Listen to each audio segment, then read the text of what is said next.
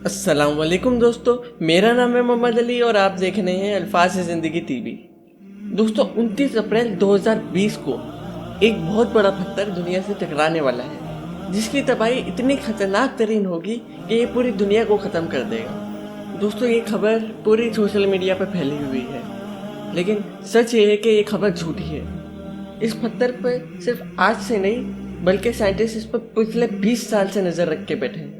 सिर्फ इसी पर नहीं, ज़मीन के पास से गुजरने वाले हर पत्थर पर साइंसदानों की नज़र रहती है। लेकिन ये एस्टेरॉयड जिसका नाम है 1998 OR2, इसका ये नाम इसलिए रखा गया है क्योंकि इसको सबसे पहले 1998 में देखा गया था और इस एस्टेरॉयड की सारी मालूमात साइंसदानों के पास मौजूद है। मिसाल के तौर पे इसका डायोमीटर 5 बुर्ज खलीफा के बराबर या 4.1 किलोमीटर है, यानी कि माउंट एवरेस्ट के साइज का आधा ले लें। और इस वक्त इसकी स्पीड 31,000 किलोमीटर पर घंटा की है और इसकी स्पीड और साइज के मुताबिक आप अंदाज़ा लगा सकते हैं कि ये पूरी दुनिया को ख़त्म कर सकता है। अगर ये दुनिया से टकराए तो दुनिया को ख़त्म कर सकता है। दोस्तों अगर हम ज़मीन के बाहर मौजूद एस्टेरॉयड के नज़र रखने वालों इदारों की रिपोर्ट्स की बात करें तो हमें यह पता चलता है कि ये एस्टेरॉयड दुनिया से 6.2 मिलियन किलोमीटर दूरी से गुजरेगा, यानी ज़मीन से तकरीबन 40 लाख किलोमीटर की दूरी पर।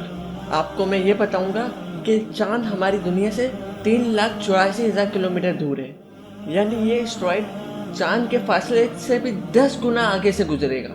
अब आप ये खुद सोच सकते हैं कि ये फासला कितना ज़्यादा है। ये प्लूटो की तरफ से गुजरेगा। नासा की आप वेबसाइट पर जाके भी देख सकते हैं कि उन्होंने यही कहा है कि दुनिया से बहुत दूरी से गुजरेगा।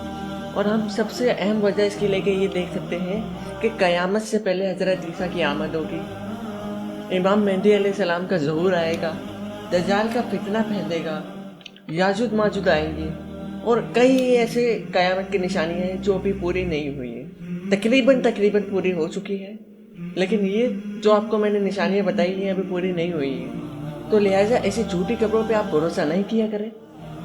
और सबसे एंड में मैं मैसेज ये देना चाहूँगा आपको, कोरोना वायरस फैला हुआ है पाकिस्तान में, पूरी दुनिया में, तो आप अपने घरों से बाहर न निकलें। मैं भी एक हफ्ते से घर में बैठा हूँ, घर से बाहर नहीं निकला हूँ मैं। सिंध हुकूमत ने लॉकडाउन किया है तो कुछ सोच समझ के किया होगा, तो लिहाजा गवर्नमेंट के खिलाफ ना जाए, पुलिस वालों के खिलाफ ना जाए, रेंजर्स भी आ चुके हैं, फौज भी आ चुकी है, तो प्लीज़ इनके खिलाफ ना जाए।